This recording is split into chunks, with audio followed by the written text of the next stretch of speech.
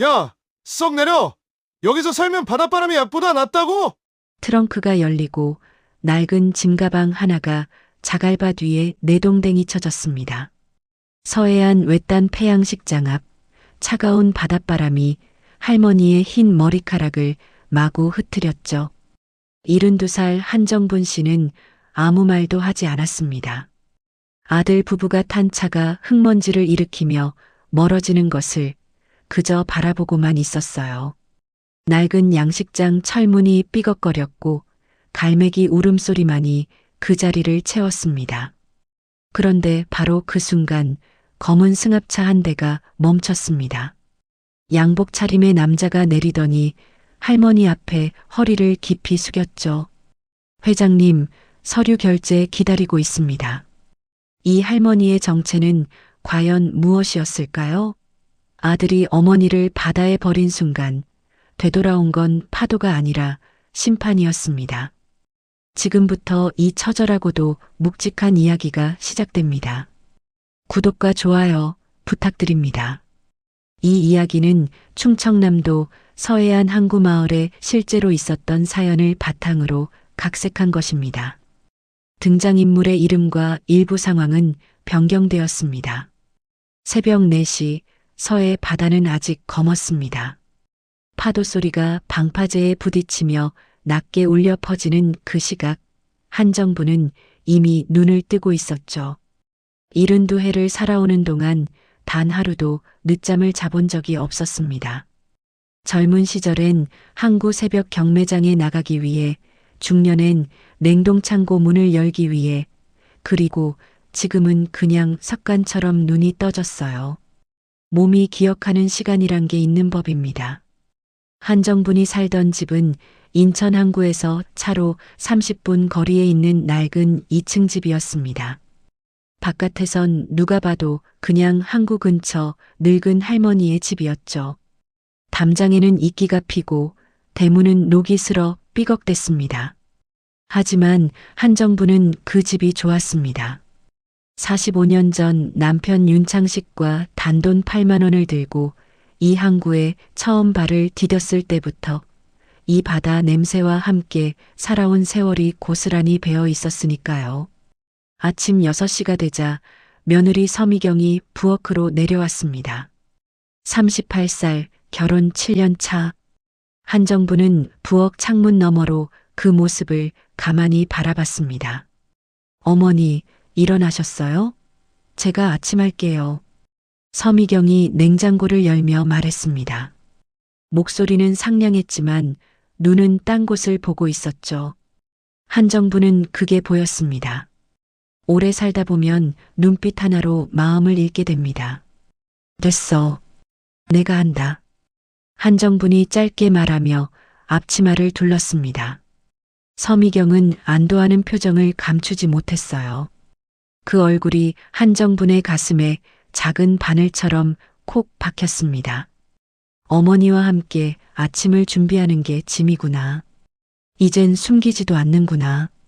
아들 윤태성이 계단을 내려온 건 7시였습니다. 44살 수산물 유통업체 대진수산의 대표.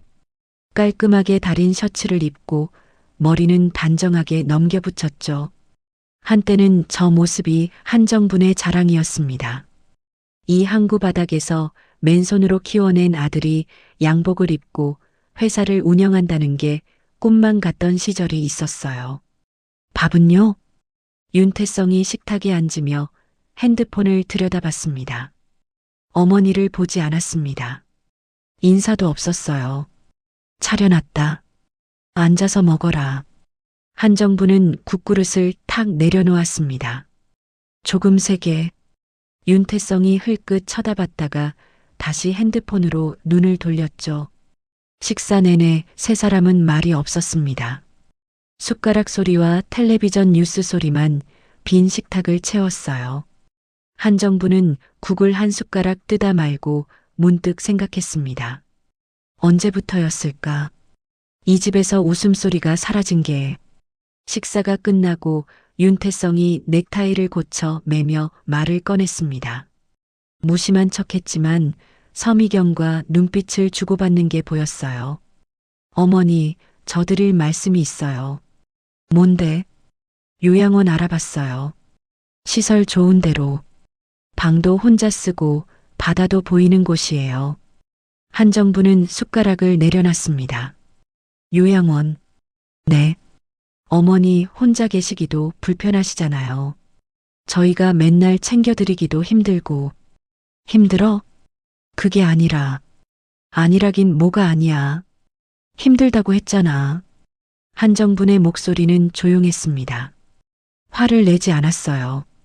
그게 오히려 더 무거웠습니다. 윤태성은 잠깐 입술을 달싹이다가 시선을 창밖으로 돌렸고 서미경은 커피잔만 만지작거렸죠.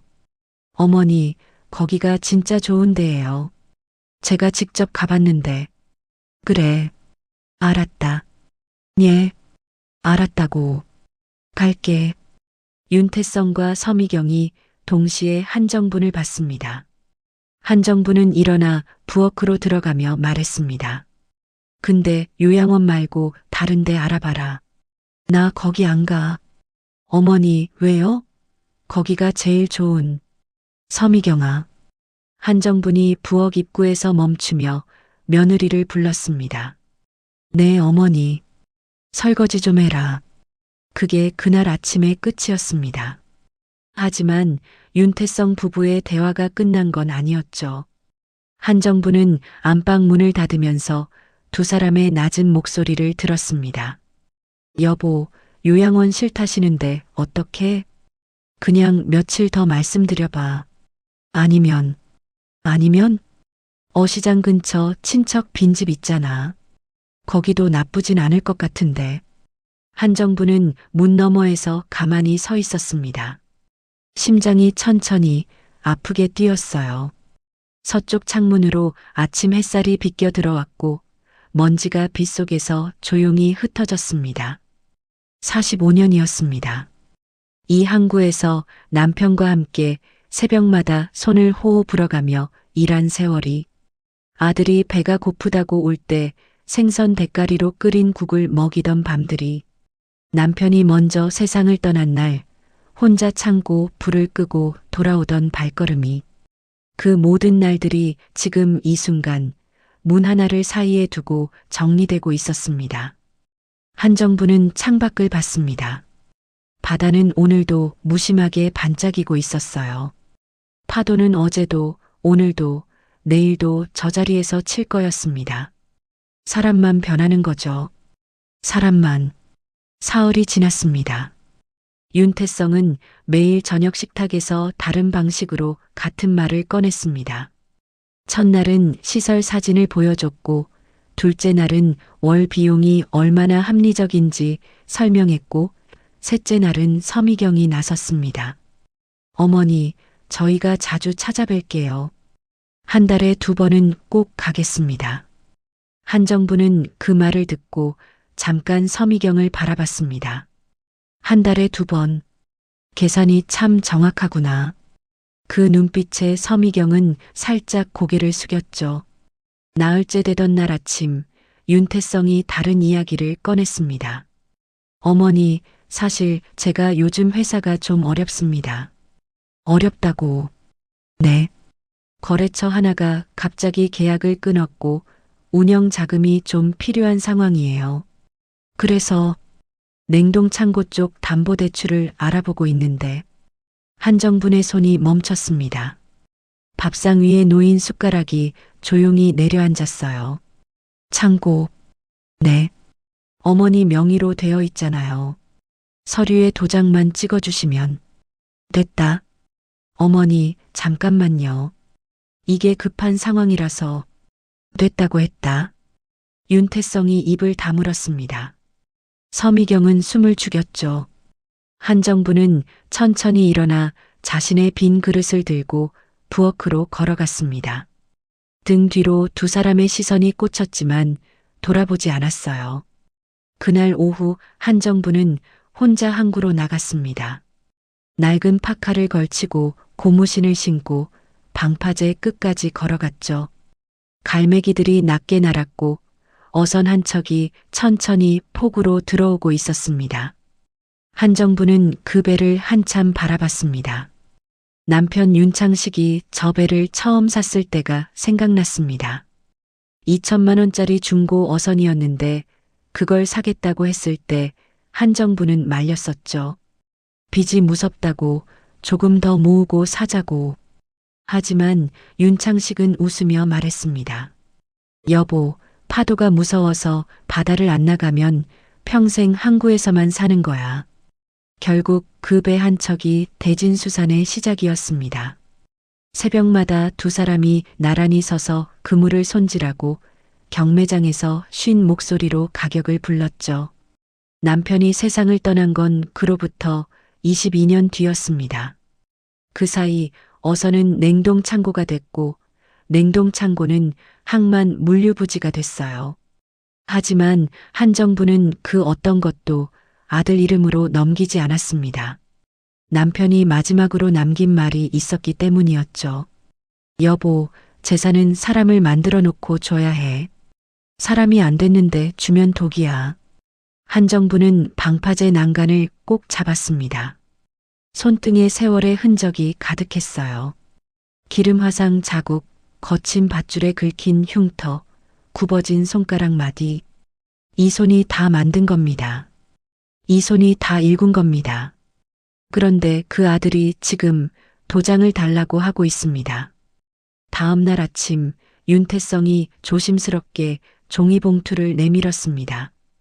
어머니, 서해안 쪽에 공기 좋은 데가 있어요. 요양원보다 훨씬 자유롭고 바다도 바로 앞에 보이는 곳이에요. 거기서 지내시면 어떨까요? 한정분이 봉투를 받아 열어봤습니다. 사진 몇 장이 들어 있었어요. 바닷가 근처 낡은 건물. 사진 아래에 작은 글씨로 적혀 있었습니다. 폐양식장 관리동. 리모델링 예정.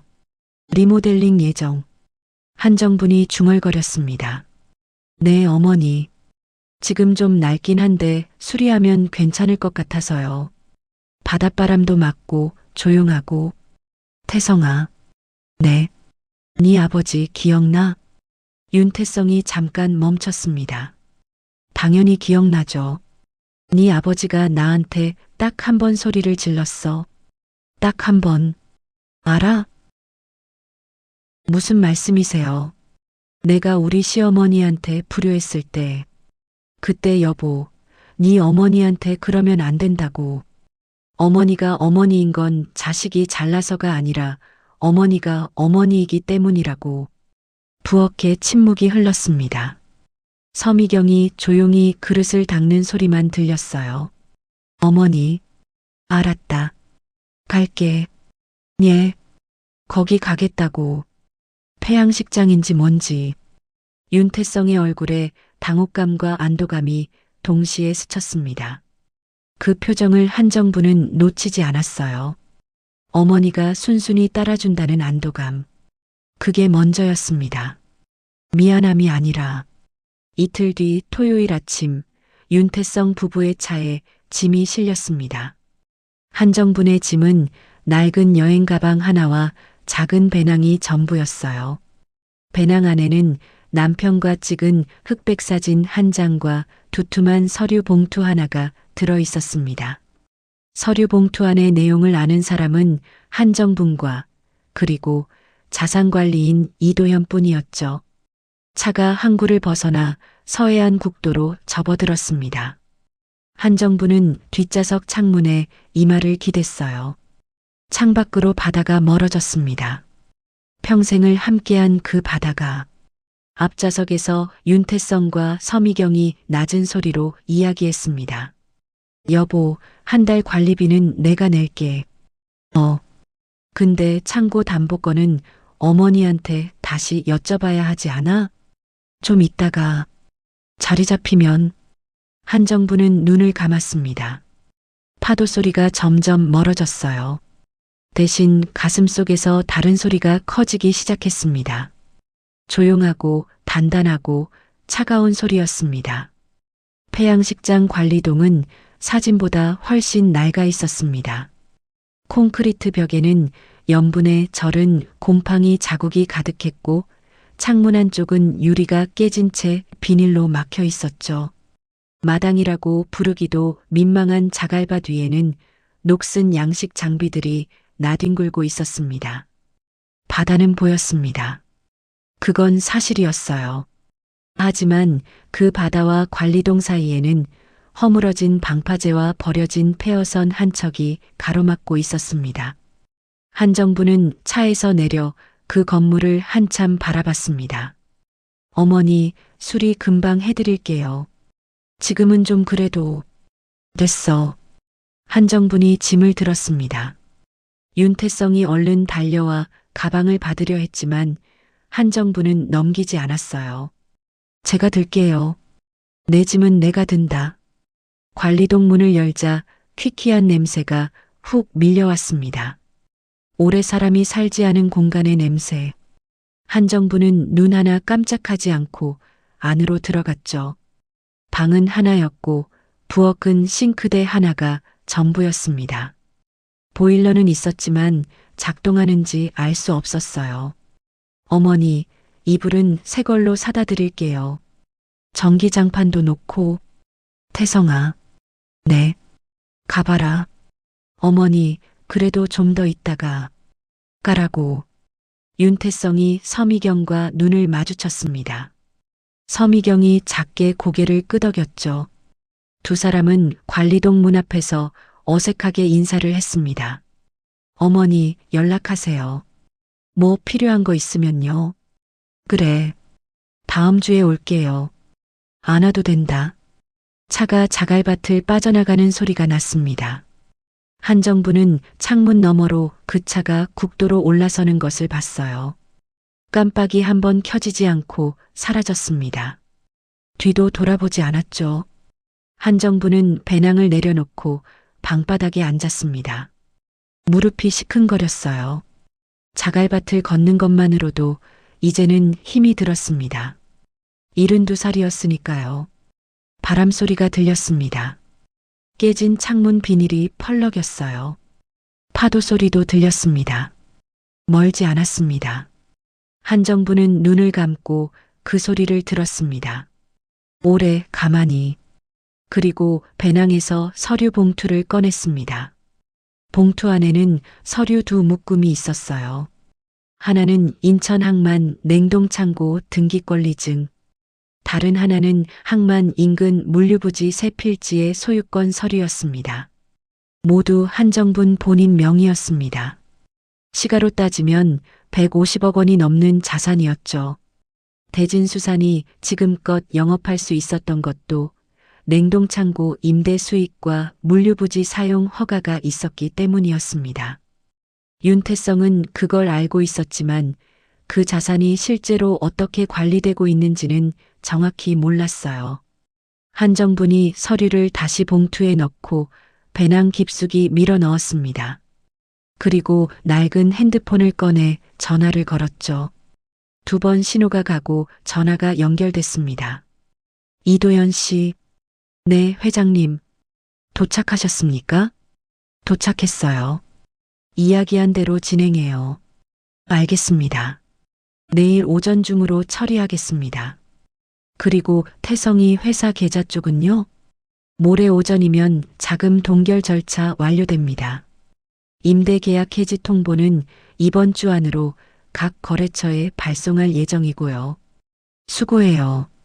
전화를 끄는 한정부는 한참 동안 핸드폰을 손바닥 위에 올려놓고 바라봤습니다. 손이 떨리지는 않았어요. 마음이 흔들리지도 않았습니다. 다만 가슴 한편이 무거웠죠. 자식에게 이런 걸 해야 한다는 게, 이걸 시험이라고 불러야 하는지 심판이라고 불러야 하는지. 남편 윤창식의 목소리가 귓가에 맴돌았습니다. 여보, 재산은 사람을 만들어 놓고 줘야 해. 사람을 만들어 놓고. 한정부는 그 말을 속으로 되뇌었습니다.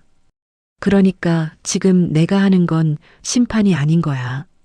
이게 마지막 교육인 거야. 어머니가 줄 수 있는 마지막. 다음 날 아침 이도연에게서 문자가 왔습니다. 대진수산 주거래 은행 계좌 동결 완료. 냉동창고 임대계약 해지 통보 발송. 물류부지 사용 허가 효력 정지 처리 완료. 한정부는 문자를 읽고 핸드폰을 내려놨습니다. 창밖에서 파도 소리가 들렸어요. 그로부터 6시간 뒤 한정분의 핸드폰이 울렸습니다. 윤태성이었습니다. 한정부는 화면을 보다가 전화를 받지 않았어요. 다시 울렸습니다. 또 받지 않았습니다. 세 번째 전화가 왔을 때 한정부는 핸드폰을 뒤집어 방바닥에 엎어놨죠. 대신 배낭에서 남편과 찍은 흑백 사진을 꺼냈습니다. 젊은 날의 두 사람. 항구 앞에서 나란히 서서 웃고 있었습니다. 남편의 손이 한정분의 어깨 위에 올라가 있었어요. 창식 씨, 내가 잘하고 있는 거지요? 파도 소리가 대답처럼 들렸습니다. 낮고 묵직하게. 핸드폰은 밤새 12번 울렸습니다. 한정부는 한 번도 받지 않았어요. 그리고 다음 날 새벽 4시 여느 때처럼 눈이 떠졌습니다. 바깥은 아직 검었고 파도 소리는 여전했습니다. 한정부는 자리에서 일어나 창문을 조금 열었어요. 차가운 바닷바람이 방 안으로 들어왔습니다. 연분 냄새가 폐 깊숙이 스며들었죠. 한정부는 그 바람을 맞으며 가만히 서 있었습니다. 마당 자갈밭 저 너머로 동쪽 하늘이 조금씩 밝아오고 있었습니다. 윤태성의 차가 폐양식장 자갈밭으로 들어온 건 사흘 뒤 오후였습니다. 조수석에서 서미경이 먼저 내렸고 뒤이어 윤태성이 내렸죠. 두 사람의 얼굴이 사흘 전과는 달랐습니다. 헬쑥했어요. 눈밑이 거뭇했고 서미경은 입술을 꾹 깨물고 있었습니다. 한정부는 관리동 마당에 낡은 플라스틱 의자를 꺼내놓고 앉아 있었습니다. 손에는 바늘과 실이 들려 있었어요. 해진 양말을 꿰매고 있었죠. 어머니, 윤태성이 다가왔습니다. 목소리가 잠겨 있었어요. 왔냐? 한정부는 고개를 들지 않았습니다. 어머니, 저 좀 봐주세요. 보고 있다. 아니, 제 말은 할 말 있으면 해라. 서 있지 말고. 윤태성이 자갈밭에 쪼그려 앉았습니다. 양복 바지가 자갈에 닿았지만 신경 쓰지 않았어요. 어머니, 회사 계좌가 동결됐어요. 거래처에서 계약 해지 통보가 왔고 냉동창고 임대도 끊겼습니다. 직원들 이번 달 월급을 못 줄 것 같아요. 그래. 어머니, 이게 어머니랑 관계 있는 건가요? 한정분이 바늘을 멈췄습니다. 천천히 고개를 들어 아들을 봤죠. 무슨 말이 하고 싶은 거냐? 자산관리인 이도현 씨한테 연락이 안 됩니다. 그리고 냉동창고 등기를 확인했는데 실소유주가 어머니더라고요. 물류부지도요. 침묵이 흘렀습니다. 자갈밭에 바람이 지나갔어요. 이제 알았냐? 어머니, 이게 다 어머니 거였어요? 처음부터요? 처음부터. 윤태성의 얼굴이 하얗게 질렸습니다. 서미경은 입을 가리며 한 발 물러섰죠. 왜 저한테 말씀을 안 하셨어요? 말했으면 네가 어땠겠냐. 그건 솔직하게 말해봐라. 알았으면 어땠겠어. 윤태성이 입을 열었다가 닫았습니다. 한정부는 다시 바늘을 들었어요. 어머니, 지금 저한테 벌을 주시는 거예요? 벌. 한정분이 짧게 되뇌었습니다. 벌이라고 생각하면 벌이고 다른 걸로 생각하면 다른 거지. 네가 정하는 거야. 어머니, 직원들이 있어요. 죄 없는 사람들이 피해를 입어요. 그건 사장인 네가 책임질 일이다. 어머니. 윤태성의 목소리가 높아졌습니다. 한정부는 눈썹 하나 까딱하지 않았어요. 소리 지르지 마라. 여기 바다밖에 없다. 윤태성이 손으로 얼굴을 감쌌습니다. 어깨가 들썩였죠. 서미경이 다가가 등을 쓸어줬어요. 한정부는 그 모습을 바라봤습니다. 가슴이 아팠습니다. 안 아프면 거짓말이었죠. 저게 제 자식인데, 저 어깨가 아직도 눈에 선한데, 새벽 경매장에서 졸다가 제품에 안겨 자던 그 작은 어깨가. 하지만 한정부는 일어나지 않았습니다. 태성아, 들어라. 윤태성이 손을 내리고 눈을 들었습니다. 눈이 붉었어요. 내가 니한테 기회를 하나 줄 거다. 기회요. 일주일이야. 일주일 동안 이 항구 근처에서 지내면서 노동으로 10만 원을 벌어와라. 지인 도움 받지 말고 카드 쓰지 말고 네 몸으로 버는 거다. 서미경이도 같이. 서미경이 눈을 크게 떴습니다. 그걸 가져오면요? 그때 가서 생각한다. 어머니, 그게 무슨. 싫으면 안 해도 돼. 근데 그러면 나도 끝이야. 다시는 연락하지 마라. 자갈밭에 파도 소리가 가득 찼습니다. 멀리서 갈매기 한 마리가 울었어요. 윤태성이 서미경을 봤습니다. 서미경이 고개를 끄덕였죠. 작고 떨리는 끄덕임이었지만 분명한 끄덕임이었습니다. 하겠습니다. 10만 원이다. 딱 10만 원. 한 푼도 빠지면 안 된다. 알겠습니다. 그리고 하나 더. 한정분이 꿰매던 양말을 내려놓고 아들을 똑바로 봤습니다. 거짓말하지 마라. 빌리거나 훔치거나 속이면 나는 안다. 모르는 것 같아도 나는 다 안다. 알겠냐? 네. 가봐라. 두 사람이 일어섰습니다. 차로 걸어가는 발걸음이 무거웠어요. 윤태성이 차 문을 열다가 멈추고 돌아봤습니다. 어머니, 한 가지만 물어봐도 돼요? 뭐? 왜 그때 말씀 안 하셨어요? 폐양식장 간다고 했을 때 왜 그냥 오신 거예요? 한정분이 잠깐 바다를 봤습니다. 네가 어떤 사람인지 보고 싶었으니까. 맞다. 그 두 글자가 윤태성의 가슴에 모처럼 박혔습니다. 차 문이 닫혔고 차가 천천히 자갈밭을 빠져나갔습니다. 한정부는 그 차가 완전히 사라질 때까지 바라봤어요.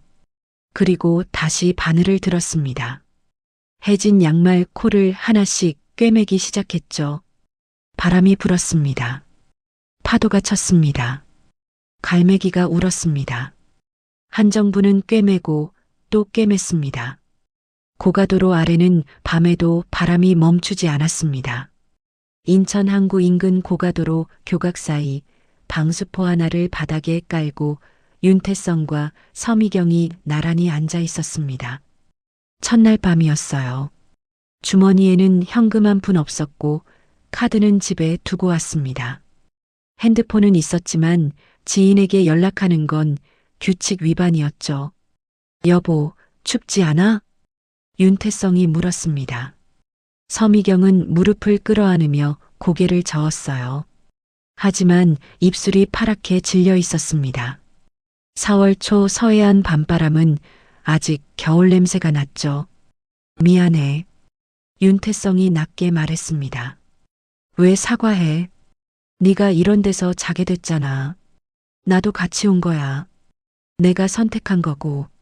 서미경이 윤태성의 팔에 기댔습니다. 두 사람은 한동안 말없이 고가도로 너머 항구 불빛을 바라봤어요. 컨테이너 크레인들이 밤새 움직이고 있었습니다. 이 시각에도 일하는 사람들이 있었죠. 다음 날 새벽 5시 윤태성이 먼저 일어났습니다. 어시장은 새벽 4시부터 열렸습니다.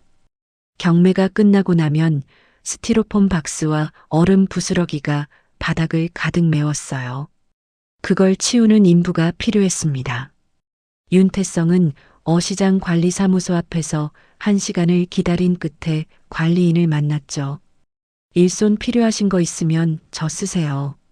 관리인이 위아래로 훑어봤습니다. 어디서 왔어요? 그냥 일 구하러 왔습니다. 스티로폼 정리하고 바닥 청소하는 거요. 1시간에 6,000원. 하겠습니다. 윤태성은 장갑도 없이 스티로폼 박스를 날랐습니다. 박스마다 생선 비늘과 핏물이 묻어 있었어요. 얼음 녹은 물이 소매 안으로 흘러들었습니다. 손이 금세 고바들었죠. 수산물 유통업체 대표로 15년을 일했지만 이 바닥을 직접 손으로 만진 건 처음이었습니다. 3시간을 일하고 18,000원을 받았습니다. 서미경은 어시장 입구 쪽에서 일을 구했습니다. 생선을 손질해주는 아주머니들 틈에서 조심스럽게 물었죠. 저도 좀 도와드릴 수 있을까요? 아주머니들이 서미경을 봤습니다. 깔끔한 차림새, 매니큐어가 지워지다 만 손톱. 생선 손질해봤어요? 아니요. 그럼 저기 가서 얼음 박스나 옮겨요. 서미경은 얼음 박스를 옮겼습니다. 무거웠어요. 허리가 끊어질 것 같았죠. 하지만 이를 악물었습니다. 박스를 옮기고 또 옮기고 바닥에 쏟아진 얼음을 쓸어 담았습니다. 2시간 뒤 아주머니 한 분이 다가와 10,000원짜리 한 장을 내밀었어요. 수고했어요. 서미경은 그 돈을 2손으로 받았습니다. 손이 떨렸어요. 첫날 번 돈은 합쳐서 28,000원이었습니다. 그날 저녁 2사람은 어시장 근처 편의점 앞 벤치에 앉아 삼각김밥 하나씩을 나눠 먹었습니다. 2,400원짜리였어요. 남은 돈은 건드리지 않았습니다. 여보, 서미경이 삼각김밥을 씹으며 말했습니다. 응? 어머니가 평생 이렇게 사셨던 거야? 윤태성이 대답하지 않았습니다. 대답할 수가 없었어요. 사실 윤태성은 알고 있었습니다. 어머니 한정분이 이 항구에서 어떻게 살아왔는지를. 새벽마다 경매장에 나가고 비린내 가득한 창고에서 하루 16시간씩 일하고 아버지가 세상을 떠난 뒤에도 혼자 그 모든 걸 이어온 것을. 하지만 아는 것과 느끼는 것은 달랐습니다. 머리로 아는 것과 몸으로 겪는 것 사이에는 이렇게 깊은 강이 있었던 겁니다. 사흘째 되던 날 윤태성은 하역장으로 갔습니다. 컨테이너 하역 작업 보조일이었어요.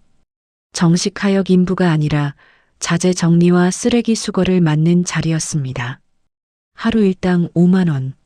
몸이 버텨준다면요. 버텼습니다. 간신히. 저녁 무렵 비가 내리기 시작했습니다. 고가도로 아래로 돌아온 윤태성과 서미경은 젖은 옷을 쥐어짜고 방수포 위에 앉았습니다. 바람이 빗물을 옆으로 밀어붙였어요. 방수포 끝이 자꾸 들렸습니다. 윤태성이 방수포 끝을 발로 밟으며 앉아 있는데 문득 머릿속에 어머니의 모습이 떠올랐습니다. 폐양식장 관리동에서 플라스틱 의자에 앉아 양말을 꿰매던 모습, 아무 말 없이 바늘을 움직이던 그 손. 그 손이 이 항구에서 수십 년을 버텼습니다. 비 오는 밤도, 바람 부는 새벽도, 혼자인 겨울도 다 그 손으로 버텼죠. 여보, 윤태성이 낮게 불렀습니다. 응, 나 어머니한테 진짜 못됐다. 서미경이 아무 말도 하지 않았습니다. 그게 맞는 대답이었어요. 위로도 반박도 필요 없는 순간이었으니까요. 빗속에서 2사람은 어깨를 맞대고 앉아 있었습니다. 고가도로 위로 차들이 지나갔습니다. 불빛이 빗속을 가르며 사라졌죠. 닷새가 지났습니다. 모인 돈은 83,000원이었어요. 이틀이 남았습니다. 17,000원이 더 필요했습니다. 그런데 엿새째 되던 날 아침 서미경이 일어나지 못했습니다. 이마에 손을 대자 불이 났어요. 밤새 빗속에 있던 게 화근이었습니다. 여보, 나 좀 이상한 것 같아. 서미경의 목소리가 잠겨 있었습니다. 눈이 풀려 있었죠. 윤태성이 이마를 짚었습니다. 38도는 넘어 보였어요. 약이 필요했습니다. 해열제 하나면 됐습니다. 편의점 해열제가 5,000원이었죠. 하지만 그 5,000원을 쓰면 남은 이틀 안에 10만 원을 채우는 게 불가능해졌습니다. 윤태성은 한참을 서미경 옆에 앉아 있었습니다. 그리고 일어났습니다. 편의점으로 가서 해열제를 샀습니다. 5천 원을 썼습니다. 남은 돈은 7만 8천 원이었어요. 거기서 5천 원이 더 나갔습니다. 생수와 죽 한 컵. 7만 3천 원이 남았죠. 10만 원까지는 2만 7천 원이 부족했습니다. 하루가 남아 있었습니다. 마지막 날 새벽이었습니다. 서미경의 열은 조금 내렸습니다. 해열제 덕분이었어요. 하지만 몸을 일으키기에는 아직 힘든 상태였습니다. 윤태성은 서미경을 방수포 위에 눕히고 겉옷을 덮어줬습니다. 나 혼자 나갔다 올게. 여보, 나도 같이 가야. 누워있어. 오늘은 내가 한다.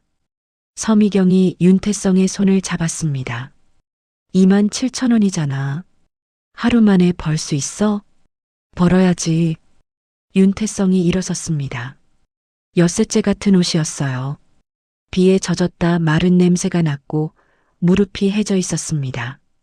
거울이 없어서 자신의 얼굴을 볼 수 없었지만 서미경의 눈빛이 거울이었죠. 그 눈빛에 비친 자신은 더 이상 대진수산 대표 윤태성이 아니었습니다. 그냥 사람이었습니다. 한 명의 사람. 어시장은 새벽 4시부터 시작됐습니다. 윤태성은 관리인을 찾아가 말했습니다. 오늘 하루 최대한 많이 일하고 싶습니다. 어떤 일이든 다 하겠습니다. 관리인이 윤태성을 위아래로 훑쳤습니다. 엿새 전보다 훨씬 수척해진 얼굴. 하지만 눈빛은 달랐어요. 뭔가 단단해진 눈빛이었습니다. 스티로폼 정리하고 바닥 물 청소하고 오후에 생선 상자 트럭에 싣는 거 도우면 됩니다. 합치면 5만 원 정도 나와요. 하겠습니다. 그리고 저기 횟집 아저씨한테도 물어봐요. 아침에 수족관 청소시키는데 사람 구한다고 했으니까. 윤태성은 횟집으로 뛰어갔습니다. 수족관 청소는 생각보다 고됐습니다. 크고 무거운 수조를 비우고 안쪽에 낀 이끼와 물때를 솔로 닦아내고 다시 물을 채우는 작업이었어요. 3시간이 걸렸고 15,000원을 받았습니다. 어시장 청소까지 마치고 나니 오후 2시였습니다. 손에 쥔 돈은 6만 5천 원. 거기에 어제까지 모은 7만 3천 원을 합치면 13만 8천 원이었죠. 10만 원은 넘었습니다. 윤태성은 잠깐 그 자리에 서서 돈을 바라봤습니다. 13만 8천 원. 일주일 동안 몸으로 번 돈. 평소 같으면 점심 한 끼 값도 안 됐을 금액이었어요. 하지만 지금 이 돈은 달랐습니다. 무게가 달랐습니다. 손바닥이 다 다르게 느껴졌죠. 서미경에게 돌아가려는데 트럭 기사 한 명이 다가왔습니다. 아까 상자 싣는 거 도와줬죠? 네. 나 오늘 오후에 물건 하나 더 옮겨야 하는데 도와주면 추가로 드릴게요. 3만 원. 윤태성이 잠깐 생각했습니다. 10만 원은 이미 넘었습니다. 더 이상 일을 안 해도 됐어요. 하지만 서미경 약값이 아직 남아 있었고 오늘 밤도 고가도로 아래에서 버텨야 했습니다. 하겠습니다. 오후 4시까지 일을 마쳤습니다. 손에 쥔 돈은 총 16만 8천 원이었어요.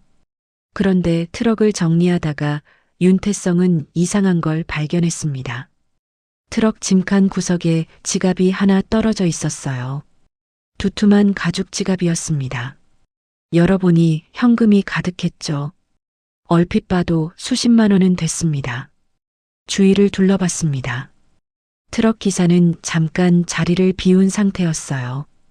윤태성은 지갑을 손에 들고 한참 서 있었습니다. 쓸 수 있었습니다. 아무도 몰랐을 겁니다. 어머니가 알 리도 없었죠.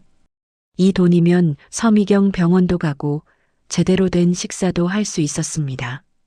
일주일치 고생을 조금이나마 보상받을 수 있었어요. 하지만 어머니의 말이 귓속에서 울렸습니다. 거짓말하지 마라. 빌리거나 훔치거나 속이면 나는 안다. 그리고 그 뒤에 따라온 건 어머니의 목소리가 아니었습니다. 아버지의 목소리였어요. 여보, 재산은 사람을 만들어 놓고 줘야 해. 사람. 나는 지금 어떤 사람인가?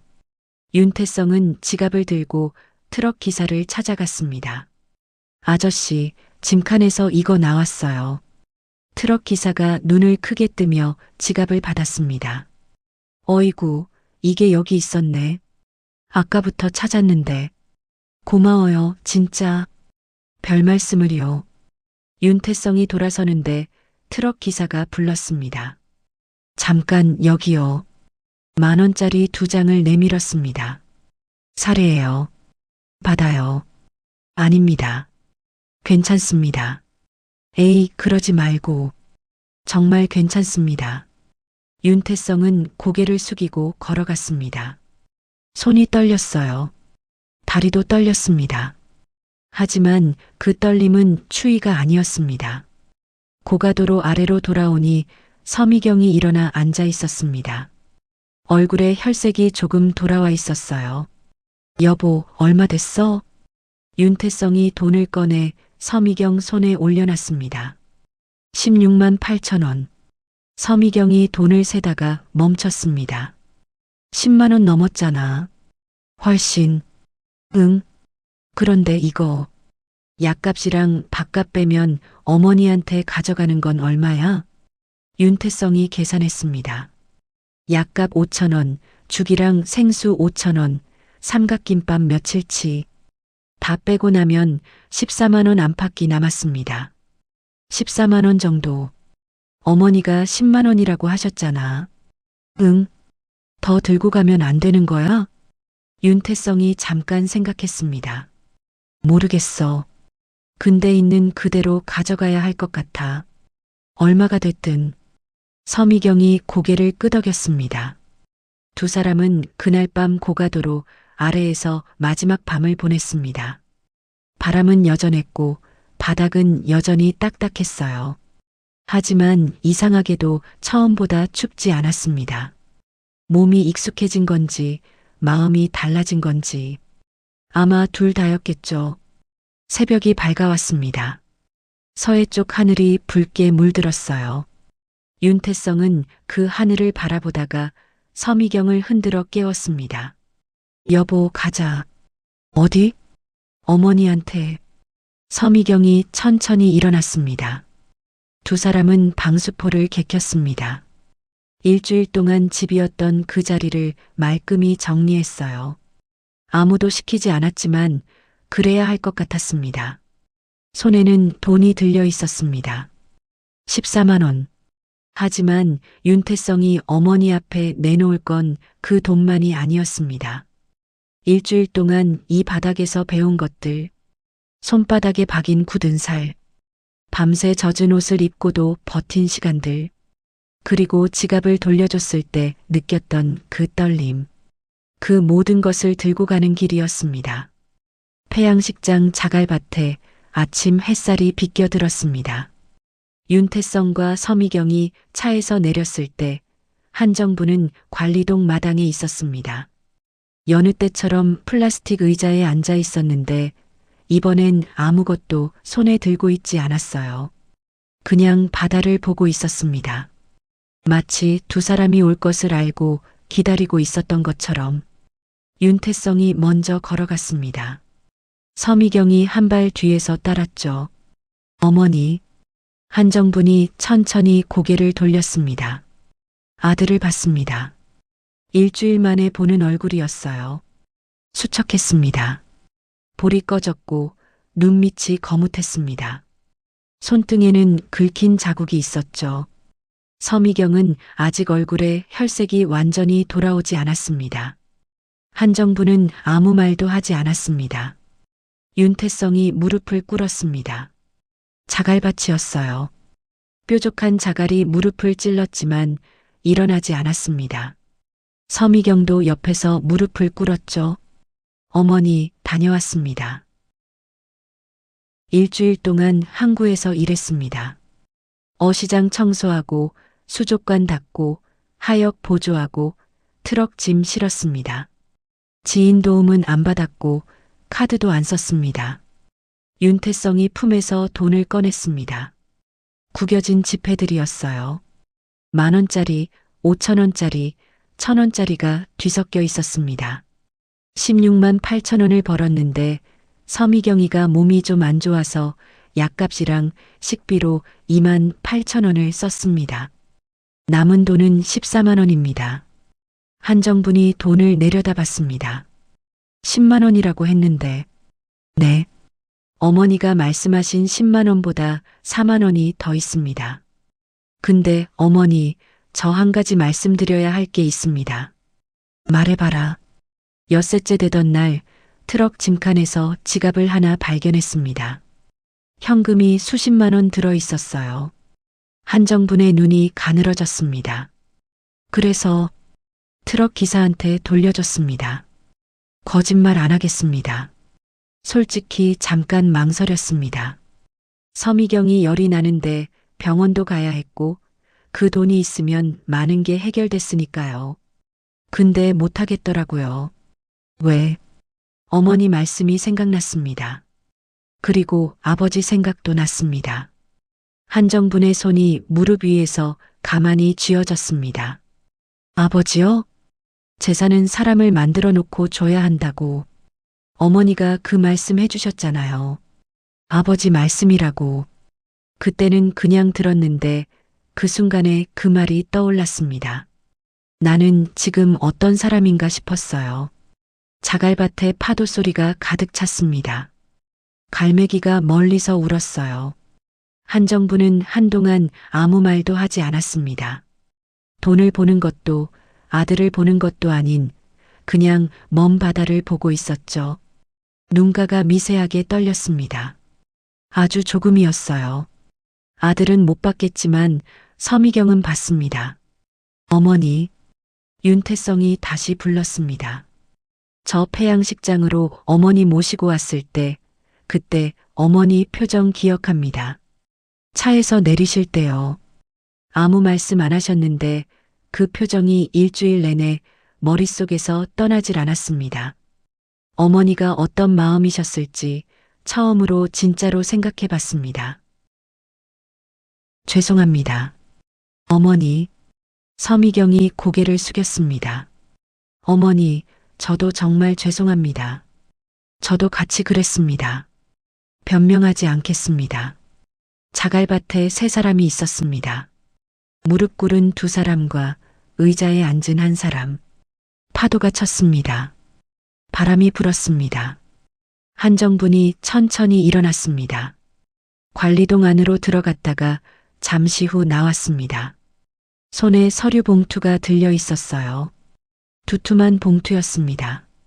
한정부는 그 봉투를 윤태성 앞에 내려놨습니다. 열어봐라. 윤태성이 봉투를 열었습니다. 서류들이 나왔습니다. 항만 냉동창고 등기권리증, 물류부지 소유권 서류, 그리고 대진수산 지분 관련 서류들이었습니다. 어머니, 이게 네 앞으로 넘기려고 준비해뒀던 거다. 윤태성이 굳었습니다. 받아라. 네가 자격이 생겼으니까. 어머니, 근데 조건이 있어. 한정분이 아들을 똑바로 봤습니다. 이 재산은 네 것이 아니야. 네가 관리하는 거야. 알겠냐? 무슨 말씀이신지. 항구에서 일하는 사람들 것이야. 새벽부터 나와서 생선 손질하는 아주머니들, 하역장에서 허리 굽히는 아저씨들, 어시장 바닥 청소하는 사람들. 네가 일주일 동안 옆에서 본 그 사람들. 윤태성의 눈이 흔들렸습니다. 네가 이 재산으로 그 사람들을 먹여 살릴 수 있을 때, 그때 진짜 네 것이 되는 거야. 알겠어? 네. 목소리가 작다. 네, 알겠습니다. 한정분이 서류 봉투를 닫았습니다. 그리고 다시 의자에 앉으려는데 윤태성이 일어나 어머니의 팔을 잡았습니다. 한정분이 멈췄어요. 윤태성이 어머니를 안았습니다. 말이 없었습니다. 어머니도 아들도. 서미경은 고개를 숙이고 눈물을 닦았죠. 자갈밭에 파도 소리만 가득했습니다. 한정부는 아들의 등을 한 번 두드렸습니다. 딱 한 번이었어요. 하지만 그 한 번에 50년치의 말이 담겨 있었습니다. 두 사람이 떨어졌습니다. 한정분이 아들 얼굴을 봤습니다. 수척하고 지치고 그러나 이전과는 다른 얼굴이었죠. 씻어라. 밥 먹게. 어머니, 여기서 드시게요? 내가 여기서 일주일을 살았는데 밥 한 끼 못 먹겠냐? 한정분이 관리동 안으로 들어갔습니다. 윤태성과 서미경이 눈을 마주쳤어요. 두 사람은 처음으로 이 일주일 만에 웃었습니다. 작고 힘없고 그러나 진짜인 웃음이었습니다. 부엌에서 냄비 소리가 났습니다. 한정분이 가스불을 켜는 소리가 들렸죠. 그 소리가 이상하게도 오래된 집 소리처럼 들렸습니다. 낯설지 않았어요. 언제나 그 자리에 있었던 소리처럼. 어머니가 차려주는 밥상이라는 게 어떤 의미인지 윤태성은 그날 처음으로 알았습니다. 봄이 깊어지고 있었습니다. 폐양식장 관리동에서의 마지막 아침 식사가 끝나고 한정부는 설거지를 마친 뒤 배낭을 챙겼습니다. 윤태성이 달려왔습니다. 어머니, 제가 들게요. 이번엔 한정분이 배낭을 넘겼습니다. 작은 변화였지만 그게 전부가 아니었어요. 넘기는 손과 받는 손 사이에 일주일 전과는 다른 무언가가 흘렀습니다. 차가 서해안 국도를 달렸습니다. 창밖으로 바다가 보였어요. 한정부는 그 바다를 바라봤습니다. 올 때와 같은 바다였지만 느낌은 달랐습니다. 올 때는 멀어지는 바다였고 지금은 함께 달리는 바다였으니까요. 인천으로 돌아온 다음 날 아침 대진수산 사무실에 이상한 움직임이 있었습니다. 전무 조영호가 이사 2명을 자신의 사무실로 불러들인 거였어요. 조영호는 대진수산에서 12년을 일한 사람이었습니다. 윤태성이 회사를 키우는 동안 실무를 도맡았고 거래처 관리도 사실상 조영호 손에서 이루어졌죠. 그래서 회사 내부 사정을 누구보다 잘 알고 있었습니다. 그리고 그 지식을 지금 다른 방식으로 쓰려 하고 있었습니다. 대표가 일주일 넘게 잠적했습니다. 계좌는 동결됐고 거래처는 떠났어요. 이 상태로는 회사가 석 달을 못 버팁니다. 조영호가 이사들 앞에 서류를 펼쳤습니다. 제가 외부 투자자를 연결해뒀습니다. 지분 51%를 넘기면 즉시 운영 자금이 들어옵니다. 대표 직인이 필요한데 대표가 없으니 이사회 결의로 처리할 수 있습니다. 이사 한 명이 미간을 찌푸렸습니다. 그게 합법적인 절차입니까? 정관상 가능합니다. 제가 법무팀에 확인했습니다. 외부 투자자가 누굽니까? 부산 쪽 수산물 도매법인입니다. 대진수산 거래처 상당수를 이미 흡수하고 있는 곳이에요. 이사들이 서로 눈을 마주쳤습니다. 조영우가 말을 이었습니다. 지금 결정하지 않으면 직원들 다음 달 월급도 못 줍니다. 대표가 돌아온다 해도 이미 엎질러진 물입니다. 우리가 회사를 살려야 합니다. 그 순간 사무실 문이 열렸습니다. 윤태성이었습니다. 조영호의 얼굴이 굳었습니다. 이사들이 일어섰죠. 윤태성은 천천히 사무실 안으로 들어왔습니다. 일주일 전과는 다른 걸음이었어요. 느리지만 단단한 걸음이었습니다. 오래 자리를 비웠습니다. 윤태성이 이사들을 향해 고개를 숙였습니다. 걱정 끼쳐드려서 죄송합니다. 조 전무, 서류 다 보여주시죠. 대표님, 이건 다 봤습니다. 문 밖에서 조영호의 손이 서류 위에서 멈췄습니다. 외부 투자자 연결하신 거 부산 도매법인이죠. 거기 대표가 조 전무 처남이라는 건 이사님들 아십니까? 이사들이 조영호를 봤습니다. 조영호의 얼굴이 창백해졌어요. 대표님, 그건 오해입니다. 제가 투명하게. 조전무. 윤태성이 조용히 불렀습니다. 목소리를 높이지 않았어요. 그게 오히려 더 무거웠습니다. 저 지난 일주일 동안 어시장 바닥 청소했습니다. 하역장에서 짐 날랐습니다. 고가도로 아래서 잤습니다. 그러면서 배운 게 하나 있어요. 사람이 얼마나 낮아질 수 있는지 알았습니다. 그리고 그 낮은 자리에서 올려다보면 높은 자리에 있는 사람이 뭘 하고 있는지 더 잘 보이더라고요. 윤태성이 책상 서랍을 열었습니다. 그 안에서 USB 하나를 꺼냈죠. 하역장 대기실에 제가 쓰던 사물함이 있었습니다. 거기 넣어뒀던 겁니다. 지난 6개월치 내부 장부 사본과 조 전무가 외부 법인과 주고받은 이메일 출력본, 그리고 창고 CCTV 영상입니다. 조영우가 자리에서 일어섰습니다. 대표님, 잠깐만요. 이건 오해가. 이사님들.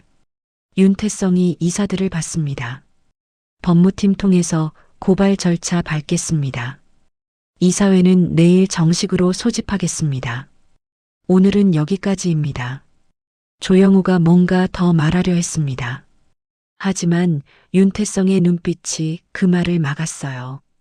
일주일 전에 그 눈빛이 아니었습니다. 흔들리거나 회피하는 눈빛이 아니었죠.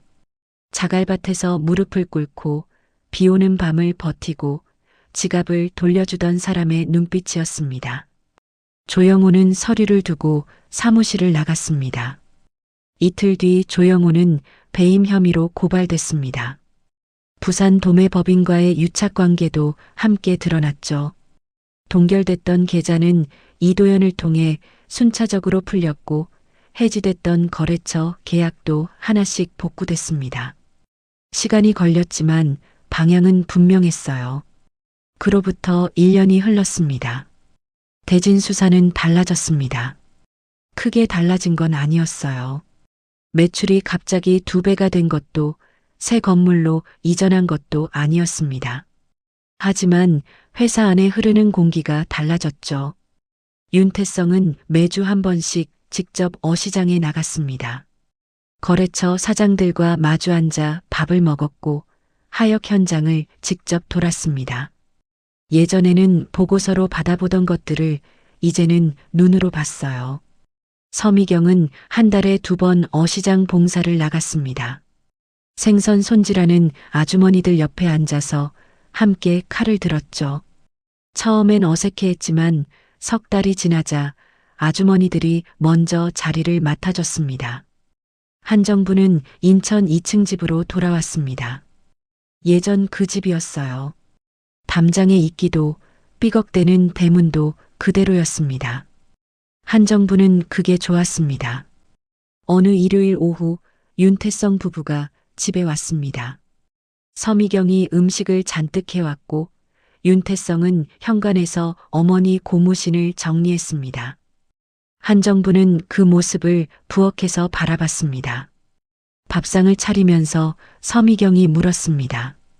어머니, 뭐 드시고 싶은 거 있으세요? 된장찌개. 재료 있어요. 제가 끓일게요. 같이 하자. 두 사람이 나란히 부엌에 섰습니다. 한정분이 된장을 풀고 서미경이 두부를 썰었습니다. 좁은 부엌이었지만 불편하지 않았어요. 식탁에 앉아 밥을 먹는데 윤태성이 말을 꺼냈습니다. 어머니, 저 이번에 하역장 직원들 복지 개선 계획 세웠습니다. 어머니 말씀대로 그 사람들이 먼저입니다. 한정분이 된장찌개를 한 숟가락 떴습니다. 됐냐? 아직 멀었습니다. 근데 시작은 했습니다. 시작했으면 된 거야. 한정분이 짧게 말하고 밥을 먹었습니다. 윤태성이 웃었습니다. 서미경도 웃었죠. 식사가 끝나고 윤태성이 설거지를 했습니다. 한정부는 거실 소파에 앉아 창밖을 봤어요. 저 멀리 한국 크레인이 보였습니다. 오늘도 움직이고 있었죠. 남편 윤창식이 생각났습니다. 이 창문 앞에 나란히 서서 저 크레인을 함께 보던 날들이 창식 씨 봤지요. 한정분이 속으로 말했습니다. 내가 돈이 아니라 사람을 남겼습니다. 부엌에서 설거지 소리가 들렸습니다. 물 흐르는 소리, 그릇 부딪히는 소리, 그리고 윤태성과 서미경이 낮게 주고받는 말소리. 그 소리들이 거실까지 흘러들어왔습니다. 한정부는 눈을 감았습니다. 오래된 집 냄새가 났어요. 된장 냄새, 나무 냄새, 바다 냄새. 45년을 이 항구에서 살아온 냄새들이었습니다. 파도 소리가 들리는 것 같았습니다. 멀리서, 아주 멀리서. 하지만 사라지지 않는 소리였습니다. 그 소리는 언제나 거기 있었습니다.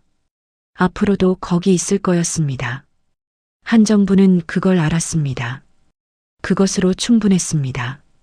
이 이야기는 서해안 항구 마을 한 가족의 사연을 바탕으로 각색된 것입니다.